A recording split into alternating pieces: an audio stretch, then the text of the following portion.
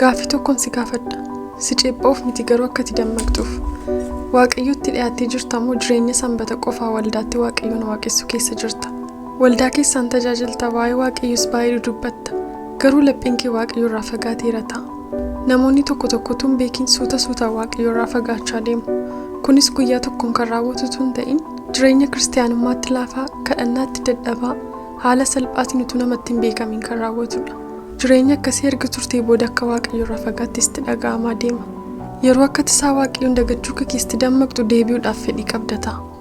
Har'a mallattoowwan kiristaanni tokko waaqayyoorraa fagaachuusaa agarsiisan 5 isinitti hima. Kiristaanni tokko gooftaatti amaneera garuu lapheensaa gooftaa biraan jiru ta'a. Gooftaan garuu kan nurraa barbaadu yaa gooftaa jechuu duwwaatu hin taane dhugaaf hafuuraan isaa wajjin deemuu fi isa waaqessu akkasumas laphee guutuu isa jaallachuudha. Wangeela Maatiyus 15:8 akkas jedha. Sabni kun afaan isaatiin ulfina naaf kenna. Garaan isaa garuu baay'ee natti fagoodha. Mallattoowwan kana waliin haa ilaallu. Tokkoffaa kadhannaa akka filannootti ilaalu. Yeroo waaqayyotti dhiyaattu kadhannaan waan ati iddoo kennituuf keessaa isa tokkoffaadha. Yeroo waaqayyoorraa fagaattu garuu kadhannaan filannoo keessa dhumaa ta'a. Kana jechuun yeroo rakkina kee qofaa waaqayyoon barbaaddatta. Kadhachuu nan barbaada garuu hojiitti biizii na godha. Waaqayyotti dhiyaachuu nan barbaada garuu yeroo man dhabe jettee sababa adda addaa dhiyeessita. Yeroo ati yeroo dhumaatiif waaqayyo wajjin yeroo dabarsuuf yookiin waaqeffachuuf yookiin galateeffachuudhaaf waaqayyoon kadhattee yeroo kami? Yoon kadhachuu dhiisee yu'aan waaqayyoof amanamee jiraachaan jira, waldaatti deddeebi'aan jira jettee jechoota akkasii keessa of dhoksuudhaaf hin yaalin. Wanti guddaa waaqayyoof amanamuu qofaatu hin ta'in deemsa fuuraa kee akkamii Yesuusii wajjin walitti dhufeenya qabdaa, jireenya fuuraatti jabaachaa jirtaasa jedhudha. Lakkoofsa 2 dubbii waaqayyootiif beelan qabdu. Yeroo waa'ee sagalee waaqayyoo dubbifachuuf dubbii isaatiif beela dhabdu waan hundumtuu akka salphaatti jireenya kee keessatti iddoo argata. Wangeelatu manaa qabdu sagalee waaqayyoo bantee dubbisuun si jibbisiisa. Sa'aatii dheeraa garuu TV ilaaluu fi moobaayilii irratti dabarsuu dandeessa ta'a. TV ilaaluu fi moobaayilii keenya fayyadamuun akkasumas sooshaal miidiyaa fayyadamuun rakkoo qaba jechuu koo miti.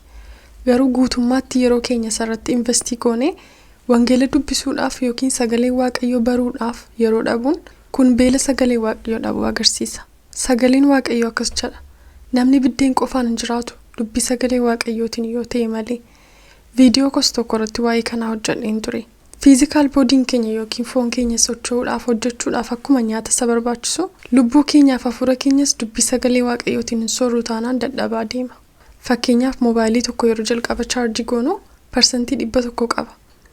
Isa boodatu fayyadamnu gadi irrachaa deeme utuun beekin gara 40tti 20tti siqaa deema. Utuu fayyadamnu yoo cheekiin goonu ta'e utuun beekin duratti shutdown gochuu danda'a. Jireenya hafuuraa keenyas akkasuma. Amma kadhannaadhaan sagalee waaqayyootiin of hin guunnu taanaan jireenya hafuuraa keenyaatu nuun hin beekin dadhabaa deema. Lakkoofsa 3 waan hundatti tajaajilaa barbaadu. Sokee tajaajiltoota waaqayyootu nuuf kaa'e. Garuu yeroo hundumaa jireenya tajaajilaan ala kan jiraachuu hin dandeenye baay'eetu jira. Tajaajilaa wajjiniin kadhachuun keenya rakkoo hin qabu garuu waan hundumaatti raajii fi paastarii barbaaduun nurra hin jiru.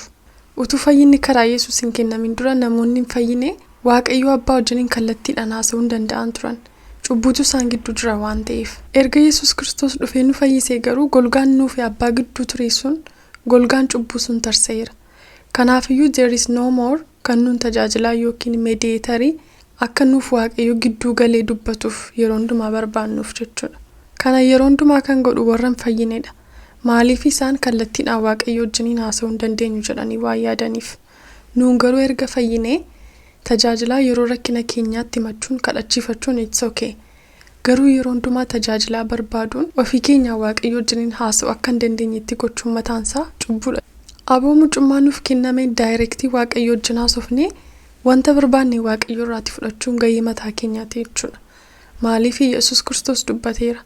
Balbala rukutaa isiniif banama, barbaadaa hin argattu, kadhadhaa isiniif kennama. Kanaaf ati sarara jireenya tajaajilaa qofaatti hirkatanii jiraachuu keessa jirta yoo ta'e siif waaqayyo abbaa kee gidduutii baasitii waaqayyo abbaa kee wajjin walitti dhiyaadhu kallattiidhaan waaqayyo wajjin dubbadhu. Lakkoofsa 4 sagaleen qalbii jijjiirannaa si keessaa callisuu jalqaba. Kun mallattoolee waaqayyoorraa fagaachuu keessaa isa baay'ee sodaachisaadha. Wanti sodaachisaan cubbuu hojjechuu kee miti. Garuu yeroo cubbuu hojjettu akka kee durii waaqayyotti fiiguutu hin taane lapheen kee waaqayyotti jabaachuu fi waaqayyoorraa fagaachuu isaati. Durii yeroo cubbuu hojjettu daftee qalbii jijjiirattee gara waaqayyotti deebita. Erga waaqayyoorraa fagaatte garuu lapheen kee waaqayyotti waan jabaateef cubbuu ati keessa jirtu noormaalii fi xinnoo fakkaatisti argama. Namoota karaa cubbuu keessa deemuu noormaalii godhan ilaalanii wajjin hiriyyummaa kee cimsita. Yeroo karaa akkasiirraa deebi'uu dhiistu lapheen kee caalaatti waaqayyotti jabaachaa deema. Yoo akkasitiin jiraachaa jirta ta'e qalbii jijjiiradhu gara waaqayyotti deebi'i. Lakkoofsa 5 waaqayyo caalaa ofii keerratti hirkatta. Meebii kitaabota baay'ee dubbistee beekumsa adda addaa argatteetta ta'uu danda'a. Yeroo kana waan hundumaa waan beektusti fakkaate waaqayyoon waa gaafachuu wallaalummaasti fakkaachuu jalqaba. Yeroo jireenya kee keessatti waan tokko murteessuuf jettu kadhannaadhaan adda baafachuun barbaaddu. Milkaa'ina kee hundumaa akka waan ofii keetiin argatteetti lakkaatta. Barattee xumurteetta yoo ta'e akka waan ofii keetiin barattee xumurteetti ilaalta. Nagadi kee successful sii ta'eera yoo ta'e akka waan beekumsa mataa keetiin successful taateetti ilaalta. Kun gargaarsa waaqayyootiin yookiin jabina waaqayyoon naaf kenneen ta'e jettee waaqayyoof kireeditiin kennitu. Yaa namummaa koo waggaa baay'eedhaaf kan si ga'u waan gaarii hundumaa lafaa qabda. Amma egaa dhimma hin qabaatin. Taa'ii nyaadhuu dhugii gammadis nan jedhaan. Waaqayyo garuu yaa gowwaa edana lubbuu keessa duraa fudhachuuf jiru. Egaa kanatti qopheesti kun hundinuu eenyuuf ta'aarii ittiin jedhe. Sooressicha gowwaa kanarraa waan hundumtuu waaqayyo malee akka waa hin baafne ta'uusaa argina. Kanaaf nuun akka kiristaanaatti murtoo tokko yeroo murteessinu qofaa keenya murteessinatu hin ta'in waaqayyoon irratti gaafannee fedha isaa laalleetu murteessina jechuudha. Kunis gara badiisaatti tun ta'in gara isa caalutti nu geessa. Beekumsa mataa keenya qofaatti hirkanne yeroo deemnu tokkoffaa nu kuffisa, lammaffaa wanta waaqayyo nuuf kaa'e nu dhabsiisa. Yeroo waan tokko tun godhii waaqayyoon dursinee gaafannu waaqayyo wanta sana fuuldura wanta jiru waan beekuuf dursee nu akeekkachiisa yookiin waarningii nu laatee wanta sanarraatti nu dhowwa jechuudha. Akkamittiin gara waaqayyotti deebi'uu danda'a jedhuuf tokkoffaa namoota karaa waaqayyoon jaallanne irra deeman irraati addaan of baasi. Lammaffaa qalbii jijjiiradhu. Waaqayyoon sirraa fagaadheera, sirraa galagaleera jedhi garaa kee guutuusaaf kenniitii waaqayyoon barbaaddadhu. Gaabbuu kee yookiin gara waaqayyotti deebi'uu barbaaduu keessaa wajjin dudubbadhu. Sirraa fagaachuu koof laphee koo kan biraaf kennuu koof dhiifama naaf godhi jedhi waaqayyo harkasaa bal'isee simata.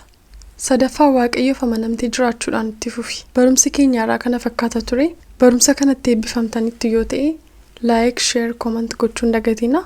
Torban eebba qabaadhaa.